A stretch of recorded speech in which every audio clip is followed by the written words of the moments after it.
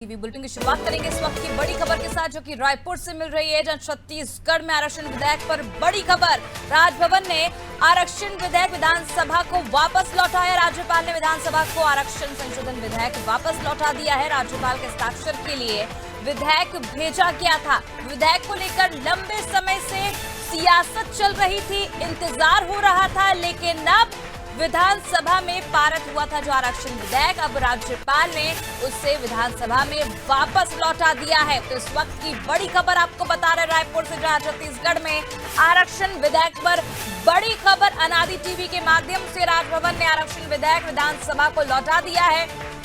राज्यपाल ने विधानसभा को आरक्षण संशोधन विधेयक लौटाया। राज्यपाल के हस्ताक्षर के लिए विधेयक भेजा गया था, लेकिन लंबे समय तक इंतजार किया गया। उसके बाद सीएम भूपेश बघेल ने इसे लेकर पत्र भी लिखा था पीएम मोदी को, लेकिन अब जिस तरह से यहाँ पर खबर सामने आ रही है निकल करके, राज्यपाल के हस्ताक्षर के लिए जो विधेयक भेजा गया था, विधेयक को लेकर लंबे समय से सियासत भी चल रही थी। युवा जो थे प्रदेश के, वो इंतजार कर रहे थे, लेकिन कहीं ना कहीं अब उन युवाओं के अरमानों पर भी पानी फिर गया है और विधेयक को वापस विधानसभा में लौटा दिया गया है।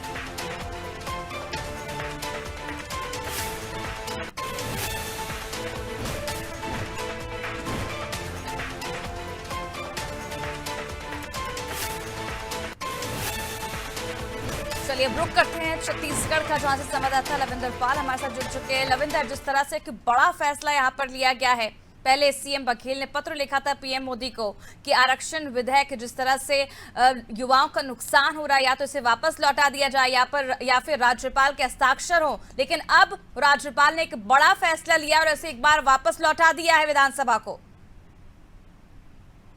जी, निश्चित तौर पे राजभवन ने वापस कर दिया गया है। अभी दिसंबर में सर्वसम्मति से पास हुआ था, लेकिन जिसके बाद आरक्षण भी लगातार अटका हुआ था। लगातार जो कांग्रेस की ओर से इसमें लगातार पत्र लिखा गया था, प्रधानमंत्री नरेंद्र मोदी को भी पत्र लिखा गया, तो लगातार जो चीजें हैं उसको लेकर लगातार तनाव की स्थिति बनी हुई थी। अब सबसे अहम बड़ी बात यह है कि अब राजभवन ने पत्र लौटा दिया है। अब इसमें आगे क्या होगा, सरकार का क्या स्टैंड रहेगा, हमारे साथ मौजूद हैं रविंद्र चौबे जी, हम उनसे बात करने की कोशिश करते हैं। सर, राजभवन ने पत्र लौटा दिया है, इसमें अब आगे सरकार क्या स्टैंड लेगी? अब ये लौटाना तो उचित नहीं था। हम लोग चाहते थे कि महामहिम का हस्ताक्षर हो, छत्तीसगढ़ के बेरोजगारों के हितों का फैसला था, लेकिन हमारे पास जो विकल्प हैं उनसे विचार करेंगे। अभी किस किस का और किस तरह का विकल्प बाकी आगे, और उसमें क्या होगा? वापस पुनः भेज सकते हैं, किस तरीके से लागू किया जाए, अब ये तो बड़ा विचार विमर्श का विषय है। ये थे हमारे साथ रविंद्र चौबे जी, जिनका कहना था कि और भी विकल्प हैं, रोजगारों को काफी इसमें परेशानी हो रही है, इसमें और भी विकल्प है, या दोबारा भेज सकते हैं। अब देखने वाली ये बात होगी कि इस पे आगे सरकार क्या स्टैंड लेती है, क्या इसे दोबारा भेजती है, क्योंकि लगातार जो लोग हैं यहाँ पे उनको काफी परेशानी का सामना करना पड़ रहा है।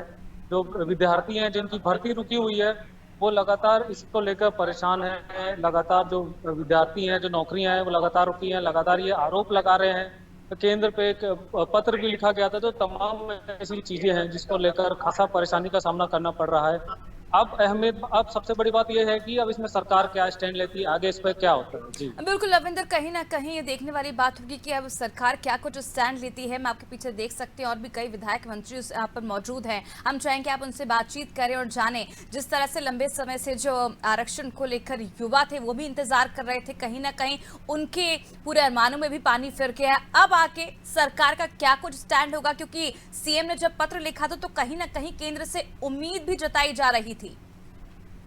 ये निश्चित तौर पर उस पर पत्र लिखा गया था। पत्र लिखने के बाद लगातार ये कोशिश कर रहे थे कि इस पर कुछ आगे हो सके, लेकिन अभी तक कोई स्टैंड नहीं लिया गया। लगातार भूपेश बघेल भी इस मुद्दे को लेकर आगे चर्चा कर रहे थे, पत्र लिखा गया था, लेकिन उनका लगातार कहना था कि केंद्र सरकार यहाँ की भर्तियां रोक रही है, जिसको लेकर राजभवन में ऑफिस हो गया है। तो अब इसमें आगे क्या होगा, इसमें आगे किस तरह का स्टैंड लिया जाएगा, जिसको लेकर बातचीत हमने की अभी रविंद्र चौबे से। उनका सीधा कहना हमारे पास विकल्प है कि हम इसे वापस भेजेंगे राजभवन, या तो फिर इस पर आगे और चर्चा किए थे हम संशोधन करके भेजेंगे। तब ये एक समय है कि इसमें आगे क्या होगा। हमारे साथ प्रवासी लगमा जी भी हैं, हम उनसे भी बात करने की कोशिश करेंगे कि इस पर आगे जी। क्या होगा। कुछ विद्यार्थियों से भी जो होंगे उनसे भी बात करने की कोशिश करते हैं कि इस पर आगे क्या होता है, क्योंकि लगातार जो यहाँ पे विधेयक जो लटका हुआ था करीबन 1 साल हो गया।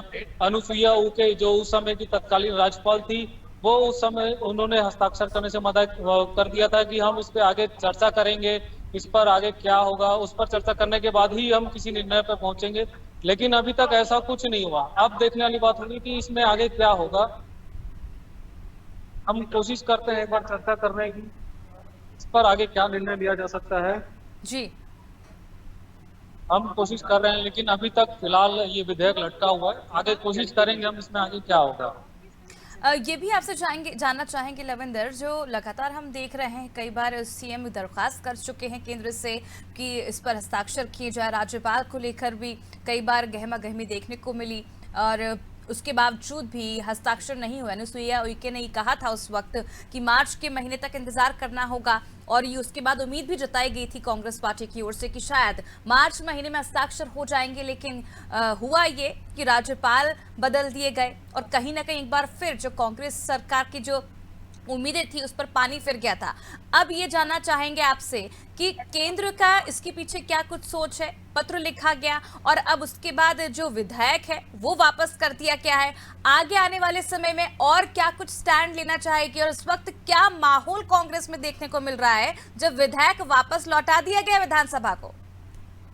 जी, निश्चित तौर पर लगातार पत्र जो लिखा था उन्हें ये उम्मीद थी भूपेश बघेल को कि इस पर आगे कुछ निर्णय लिया जाएगा। लेकिन वो लगातार केंद्र पे आरोप लगाते रहे थे कि केंद्र हमारे यहाँ की जो भर्ती है उसे रोक रही थी। जो हमने याचिका लगाई थी 76% की, उसे रोक दिया गया।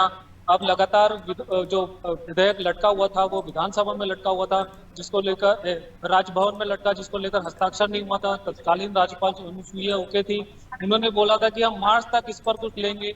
लेकिन राज्यपाल बदलने के बाद अब जो विभूषण हरिचंदन आए, उन्होंने इस पर कोई स्टैंड नहीं लिया।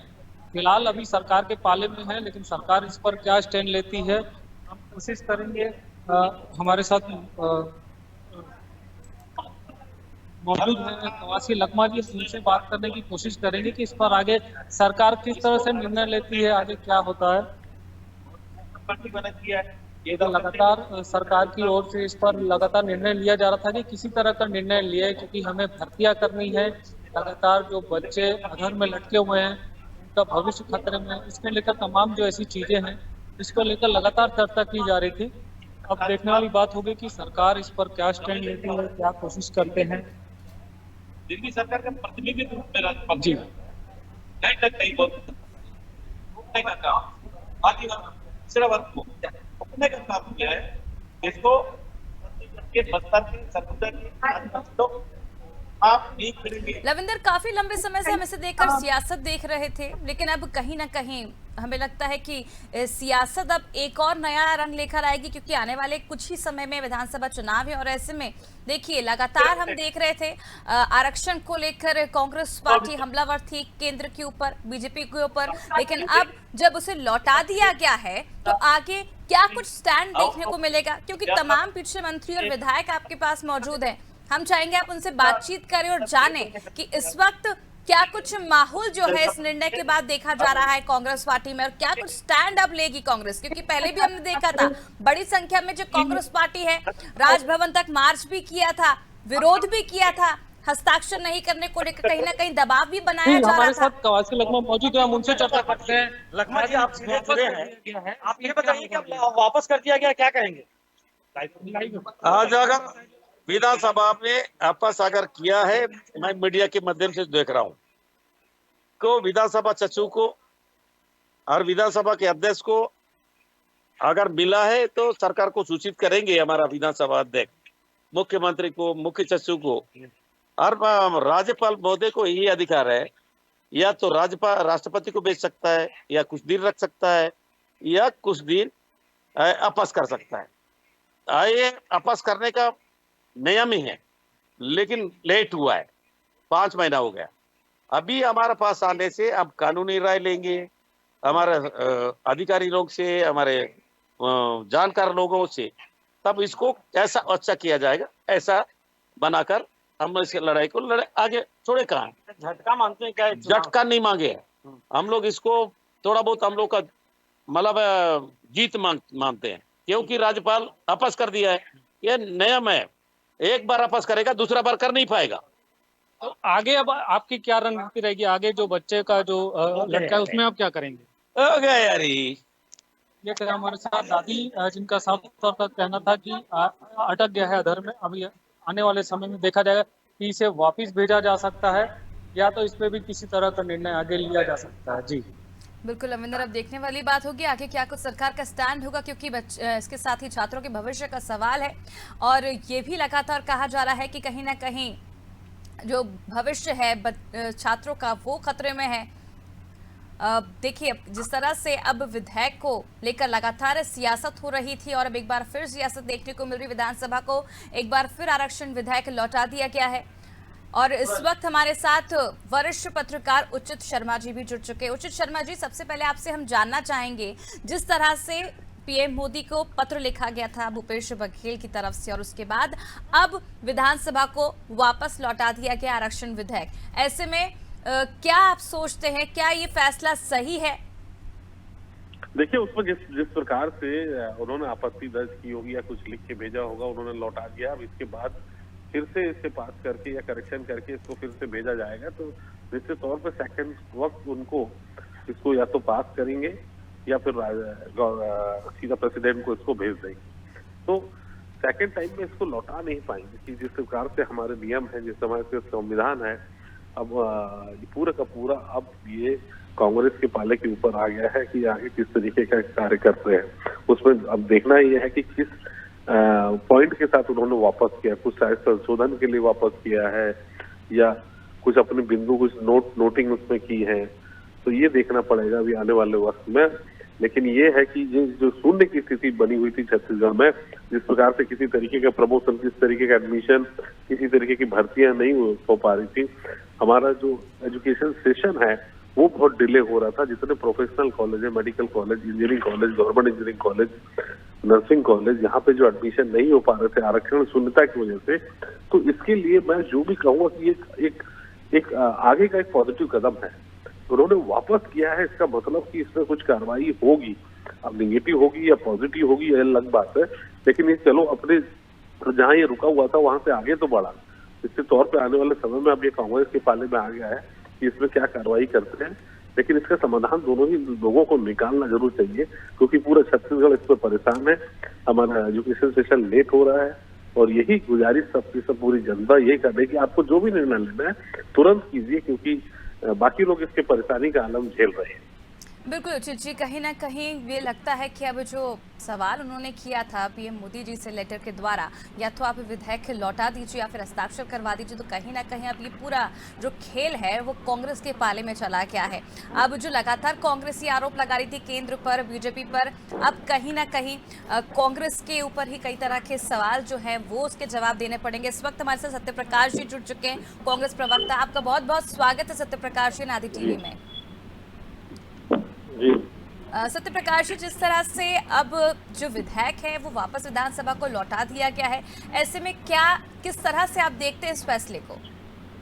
देखिए अमिता जी, शुरू से हमारी सरकार छत्तीसगढ़ बनी, ये हमेशा सौतेला व्यवहार किया छत्तीसगढ़ के साथ, क्योंकि उनकी यहाँ सरकार है और यहाँ उनकी स्थिति बहुत बुरी है। चाहे आप शुरू से धान समर्थन की बात से शुरू कीजिए और आज अभी जो हाल फिलहाल अभी जो हुआ है, देखिए आरक्षण ऐसा मामला था जो सभी के लिए था, एक जनहित का मामला था, मगर बीजेपी सरकार या बीजेपी के लोग, बीजेपी के नेता नहीं चाहते कि आरक्षण मिले आदिवासी को। देखिए ये अगर कर्नाटक में बात करता हूं तो वहां पे 56% है, वहां हस्ताक्षर हो जाते, सब कुछ हो जाता, लागू हो जाता है। और झारखंड जहां उनकी सरकार नहीं है, छत्तीसगढ़ जहां उनकी सरकार नहीं है, वहां पे मामला अटकता है। तो ऐसा क्यों? ये साफ दिखाता है कि ये उनका सौतेला व्यवहार है। वो नहीं चाहते कि ये आरक्षण मिले आदिवासियों को, क्योंकि कहीं ना कहीं वो सोचते हैं कि आरक्षण अगर मिल जाता है तो इसका लाभ है वो कांग्रेस पार्टी और कांग्रेस सरकार को मिलेगा। मगर हम तो बार बार बोल रहे हैं कि अरे आप इसका क्रेडिट आप ले लीजिए कि हाँ भाई मोदी जी ने बोला था हस्ताक्षर होगा, मगर आप कम से कम करा दीजिए। मगर आज की अगर मैं बात करूं, आज की जो परिप्रेक्ष्य है, राज्यपाल जी ने जो वापस भेजा है, तो देखिए अभी तो उन्होंने वापस भेजा, अभी भी मेरे को खुद को मीडिया के थ्रू मालूम चला है तो अभी हमारी सरकार ये बोल रही है कि अभी हमको मिलेगा तो उसके बाद हम जो विधि सलाहकार होते हैं और जो संविधान के सलाहकार है उन लोग से बातचीत करेंगे, उसको आगे की कार्रवाई करेंगे। मगर हम चाहते थे कि हस्ताक्षर होता, ताकि जो जैसे इससे बड़ी पत्रकार ने बात थी कि बोली बहुत सारे यहाँ पे एडमिशन रुके हैं, बहुत सारे कॉलेज के एडमिशन चालू हो जाएंगे, स्कूल के एडमिशन चालू हो जाएंगे, तो जितनी भर्तियां रुकी, जो और भी नौकरियों की जो भर्तियां रुकी हुई है सब रुकी हुई इसी वजह से। अगर वो हस्ताक्षर कर देते तो अब बच्चों लोग भविष्य खुल जाता सामने, मगर उन्होंने ऐसा मामला अटका दिया है कि अब इसके कारण क्या निकल के आता है, क्या कानून सलाह मिलती है, उस हिसाब से हमारी सरकार काम करेगी। बिल्कुल सत्यप्रकाश जी, कहीं ना कहीं जो मामला है काफी गंभीर है और अब जो विधेयक लौटा दिया गया है, तो ऐसे में अगला स्टैंड कांग्रेस का क्या रहने वाला है? नहीं, जैसे मैंने बोला कि अभी तो हमको मालूम ही चला है, तो जब ये विधानसभा के पास आएगा विधेयक तो उसके बाद हमारी सरकार उस पर सलाह लेगी, विधि सलाह लेगी, संविधान के जो जानकार है उनसे सलाह लेगी, उसके हिसाब से आगे कार्रवाई। मगर इतना मैं जरूर आपके चैनल के माध्यम से बोलना चाहूंगा कि जो भी बच्चों के लिए, युवाओं के लिए जो अच्छा हो सकता है, उनके भविष्य के लिए जो अच्छा हो सकता है, हमारी सरकार उसके लिए प्रतिबद्ध है और उसके लिए ही इस विधेयक की मैं बात करूं, उसके लिए ये विधेयक को भी उसी हिसाब से आगे लेके जाएगी, जैसे कि यहाँ के बच्चों का भविष्य खराब ना हो, युवाओं का भविष्य ना खराब हो, उनका भविष्य सुधरे। सत्यप्रकाश जी, ये भी कहा जा रहा था कि जो भर्तियां हैं वो रुकी हुई हैं और उसके साथ ही जो एग्जाम्स वगैरह हैं उसमें भी कहीं ना कहीं इसका असर देखने को मिल रहा है, क्योंकि हस्ताक्षर नहीं किए जा रहे हैं। ऐसे में कहीं ना कहीं जो छत्तीसगढ़ के विद्यार्थियों का भविष्य है वो कहीं ना कहीं अंधेरे में है और ऐसे में इसका पूरा जो खामियाजा है उन विद्यार्थियों को, उन आदिवासी छात्रों को उठाना पड़ रहा है। जी, ये बात मैं बार बार बोल रहा हूँ कि ये हस्ताक्षर नहीं होने की वजह से अगर ये राज्यपाल महोदय कर देते तो ये नहीं मामला होता। तो देखिए, हम लोग बार बार बोल रहे हैं कि हमारी सरकार तो प्रतिबद्ध है, हमारी सरकार ने विधानसभा से बात की, उस समय बीजेपी ने इसका समर्थन किया, मगर जब ये राज्यपाल के पास गया तो उन्होंने अलग बयानबाजी शुरू कर दी, वहां भी उन्होंने प्रेशर पॉलिटिक्स खेला, केंद्र सरकार से प्रेशर दिला के उसको अटका के रखा मामले को। तो ये बीजेपी नहीं चाहती कि बच्चों को भविष्य सुधरे, वो चाहती ही नहीं। क्योंकि देखिए, एक जो बोला जाता है कि जितनी देर तक युवा या जनता, मैं बात करूंगा, अगर जनता बेरोजगारी के में रहे, अनपढ़ रहे, कम पढ़े लिखे रहे तो उनकी राजनीति चमक सकती है। तो बीजेपी का वही स्ट्रेटेजी है कि यहाँ पे लोग बेरोजगार रहे, कम पढ़े लिखे रहे तो हमारी राजनीति चलती रहेगी। मगर हमारी सरकार ऐसा नहीं सोचती, हमारी सरकार चाहती है कि उनको रोजगार मिले, उनको अच्छे भविष्य मिले, अच्छी शिक्षा मिले। हम चाहते थे कि हस्ताक्षर हो, पर आज जब ये आया है तो हम आगे देखेंगे कि बच्चों के भविष्य के तौर पे क्या हो सकता है और जितनी जल्दी हो सके, हम तो चाहते हैं कि जितनी जल्दी इसका समाधान निकाल सके। वो कानूनी सलाह जो मिलेगी, हमारे माननीय मुख्यमंत्री जी सभी कैबिनेट मिनिस्टर के साथ बैठक करेंगे, उसमें जो भी निकलेगा उस हिसाब से आगे की भविष्य तय करेंगे। उचित शर्मा जी, अब आपसे जानना चाहूंगी, जिस तरह से विधेयक को वापस लौटा दिया गया और कहीं ना कहीं जो छत्तीसगढ़ के विद्यार्थी हैं उनके ऊपर भी कहीं ना कहीं अब संकट है और पहले ही आदिवासी लोग आरक्षण को लेकर काफ़ी नाराज चल रहे थे कांग्रेस से, और ऐसे में अब जब विधेयक लौटा दिया गया तो आगे क्या कुछ स्टैंड होगा और क्या कुछ हो सकता है आगे, ताकि जो बच्चों का भविष्य है वो बच सके?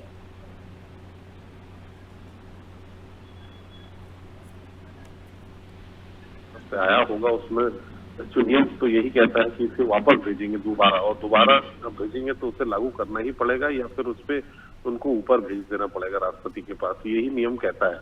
तो ये अच्छा हुआ है कि बच्चों को ध्यान में रखते हुए कि इसमें कुछ कार्रवाई तो हुई, ये हिला तो अपनी जगह से, जहां इसमें 4 महीने से पड़ा हुआ था, ये हिला तो अपनी जगह से। तो मुझे उम्मीद है कि बहुत जल्दी इस पे कोई ना कोई अच्छा या बुरा, पॉजिटिव या नेगेटिव कोई तो निर्णय इसमें आएगा, जिसकी उम्मीद पूरे के पूरे युवा, पूरे के पूरे अधिकारी या पूरे की पूरी छत्तीसगढ़ की जनता कर रही है। इसमें मामला वो अलग है कि इसमें क्रेडिट लेने वाली बात, जिसको क्रेडिट जाती है भाजपा अपना क्रेडिट लेने के चक्कर में, कांग्रेस अपने लिए है, लेकिन जो भी इसमें दुर्दशा हुआ है वो 3 करोड़ जनता इसमें पिस रही है। एक बड़ा वर्ग जो है, लगभग 1 करोड़ हमारे पास ट्राइब है, ओबीसी है, SC है, उन दोनों मिला के लगभग 1.5 करोड़ लोग हैं। तो इसमें कोई ना कोई समाधान जरूर निकलना चाहिए। सब लोगों का उम्मीद भी यही है कि सरकारों से निवेदन भी, जो भी हमारे नेता जनप्रतिनिधि हैं उनसे उम्मीद भी यही करते हैं कि आपको जो भी सोल्यूशन निकालना है जल्दी निकालें, कम से कम राजनीति में तो इसमें ना हो, बच्चों के हित तो भविष्य के लिए जिसपे आप जरूर सोचें। बिल्कुल उचित जी, बच्चों के भविष्य का सवाल है और बच्चों के भविष्य के सवाल को लेकर कहीं ना कहीं राजनीति नहीं होनी चाहिए, इसे गंभीरता से लेना चाहिए, क्योंकि आज की युवा, आज के जो छात्र हैं वो ही आने वाला भविष्य है इस देश का, और उन पर उनका खास तौर पर ध्यान रखना चाहिए। ऐसे मुद्दों पर राजनीति करना सरासर गलत है इससे। और ऐसे में अगर हम बात करें, अब रुक कर लेते हैं लविंदर की ओर, संवाददाता हमारे साथ जुड़े हैं। लविंदर, जिस तरह से लगातार हम देख रहे हैं कई तरह की प्रतिक्रियाएं हमने देखी, और अब अगर हम बात करें बीजेपी की, तो बीजेपी का क्या कुछ कहना है इस पूरे फैसले को लेकर? बीजेपी किस तरह से देख रही है? जी, निश्चित तौर पे लगातार ये कांग्रेस का आरोप लगाया जा रहा था कि भाजपा के दबाव में ही इस आरक्षण बिल को राज्यपाल हस्ताक्षर नहीं कर रही है। अब देखने वाली बात होगी कि इस पर आगे की राजनीति में क्या हो। लगातार कांग्रेस द्वारा आरोप लगाया जा रहा था कि चलिए रविंद्र जी, मैं आपको रोकना चाहूंगी। इस वक्त हमारे साथ रविंद्र सिंह जी जुड़ चुके हैं बीजेपी से। आपका बहुत बहुत स्वागत है रविंद्र जी अनादि टीवी में। रविंद्र जी, जिस तरह से लगातार कांग्रेस ये आरोप लगा रही है कि बच्चों के भविष्य के साथ कहीं ना कहीं बीजेपी खिलवाड़ कर रही है, और अब जब हस्ताक्षर नहीं किए हैं, विधेयक को वापस लौटा दिया है, तो ऐसे में आगे जो स्टैंड होगा वो तो कांग्रेस के लिए विचार विमर्श कर ही रही है, लेकिन ये साफ तौर पर आरोप लगा रही कि बीजेपी को चिंता नहीं है बच्चों के भविष्य की। भाई सरकार किसकी है? कांग्रेस की सरकार है। उन्होंने विधेयक पारित किया, राज्यपाल को भेज दिया। राज्यपाल ने अपने आर्टिकल 200 का हवाला देते हुए चाहे तो राष्ट्रपति को भेज सकते थे, पुनर्विचार के लिए भेज सकते थे, रोक सकते थे। आज उन्होंने भेज दिया। भारतीय जनता पार्टी ने कब राज्यपाल जी से कहा कि आप इस विधेयक को ना भेजें? आज भेजे हैं तो अब कांग्रेस के पाले में गेंद है। अब वो चाहे तो इसको पारित करके भेज दे, फिर राज्यपाल मजबूर है कि उसको अनुमति देंगे। लेकिन सबसे बड़ी बात है, कांग्रेस ने राजनीति की। जब सुप्रीम कोर्ट ने कहा है 50% से ज्यादा आरक्षण नहीं हो सकता, तो उन्होंने 76% इस संवैधानिक उपबंध को जानते हुए क्यों किया? कि उनकी नीयत स्पष्ट नहीं थी, वो राजनीतिकरण करना चाहते थे। अब मान लो के लिए सदन यदि उसको विधानसभा छत्तीसगढ़ फिर से पारित करता है और राज्यपाल ले देते हैं तो कुछ दिनों के लिए तो कानून बन जाएगा, लेकिन सुप्रीम कोर्ट में और हाई कोर्ट में जाके इस कारण से रुक जाएगा कि 50% से ज्यादा आरक्षण हो नहीं सकता। लिंगाराम तो आगे भी होना है। सबसे बड़ी बात है, भूपेश बघेल सरकार की नीयत और नीति स्पष्ट नहीं थी, इसीलिए उन्होंने 76% किया। यदि उनकी स्पष्ट होती, छात्रों के भविष्य को देखते, युवाओं के भविष्य को देखते, प्रतियोगी परीक्षाओं को देखते, तो 50% में पारित करते, जो उन्होंने बिल्कुल नहीं किया है। अभी भी इसमें राजनीति हो रही है। चलिए, राज्यपाल भी दबाव डाल रहे थे, राज्यपाल जी ने आज भेज दिया। अब ये विशेष विधानसभा सत्र बुलाएं और फिर उसको वापस करके भेजें। यही हो सकता है, इसके अलावा भी कुछ दूसरा नहीं हो सकता है।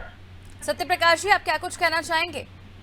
जी देखिए अमृता जी, अभी इन्होंने बोला कि 50% से ज्यादा नहीं हो सकता, तो मैं एक सवाल मुझसे पूछा था, रमन सिंह जी ने 56% कैसे किया था?